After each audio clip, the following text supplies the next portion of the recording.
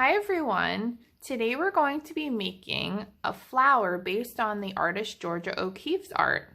So I have an example here and I have my own orchid where you can see all of the different ways the flower is shaped. So Georgia O'Keeffe usually did a view of the flower from the top, so a bird's eye view of our flower, and she did cropped images of these flowers. So she often would zoom really far into her image and she would show a lot of the details of the center of the flower, and it didn't necessarily have to be a whole bouquet. It was generally just one simple flower because she enjoyed looking at the little things in life and wanted other people to experience those as well. So I am going to draw a bird's eye view of our flower. It does not have to be on our whole piece of paper. We could do a cropped version, like I said, and not have a picture of our whole flower. So I am suggesting you start with pencil before you start using your other materials, but I am just going to jump right into using my crayon oil pastels and start drawing. So if I'm looking at my orchid, just as inspiration, it doesn't have to be a realistic flower. It can be a flower that you invented. I'm thinking I'm going to start with drawing the center of our flower. So I do not have to do it right in the middle of my page. I can move it to the side, and I'm thinking I'm just going to give it some center pieces.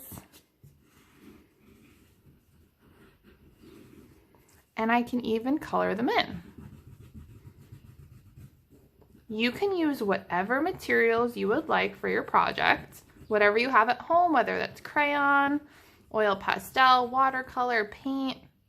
I would love to see some different materials used or multiple materials used. All right, so I am creating the center of my flower. I might grab a different color for my petals. So here we are. We don't want to draw over our center of our flower. So I am going to try to draw my petals around this. So I'm going to look at my orchid again and see how my petals are shaped. They're very flowy. So I might start on this side and even go off the page. So I might start behind the center of my flower and go off the page.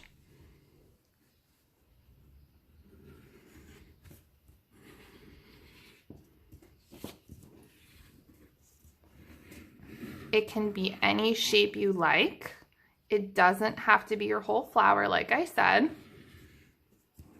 I can go off the page with all of my petals if I even want.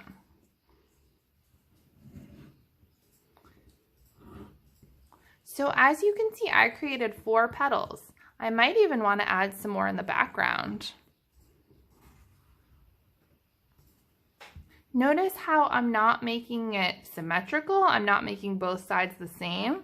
I'm just drawing it very organically. There's no sharp angles in my flower. So I have my different oil pastel colors, and we generally see flowers that are different shades of the same color. So I might even want to add a darker pink or a darker color to the center of my flower and work my way out with each color and each petal. So I might do a really dark pink and get a little bit lighter. If we want to make a color darker, we generally have to push our material a little bit harder. We don't want to do that with markers, but with crayons and colored pencils, we can push our crayon a little bit harder, a little bit firmer, and it comes out darker. So I'm going to do my best to start coloring the center. I might choose a different color.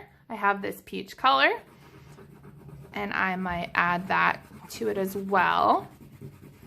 And I can blend these colors together in order to make a very colorful flower.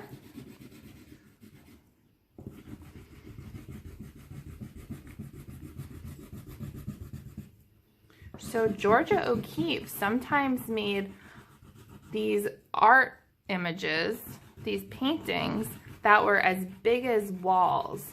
She would make some of her paintings as big as some of the walls in our school. So you are welcome to use more than one art medium. So that means I can use my crayon oil pastels, and I could also add watercolor to it as well if I wanted. So you want to fill up your whole page like my example right here, and I can use a mix of materials. So if I'm using watercolor, I just want to dip my brush in and lightly do small circles in my watercolor. So I'm just trying to paint the background behind my flower to accentuate my flower. So it kind of looks like the sky behind it. The more water I add, the lighter my blue color will be. So if I want a darker blue, I have to dip it in my water again, swirl it in my watercolor. I don't want to scoop it out. And I'm going to add more blue. I want a little bit darker color. So I'm going to keep going. I'm going to work my way all the way around.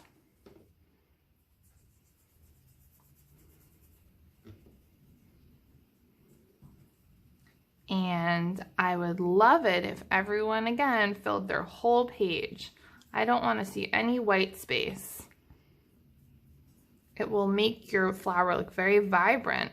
And if we look at some of Georgia O'Keeffe's examples, she generally filled up her whole page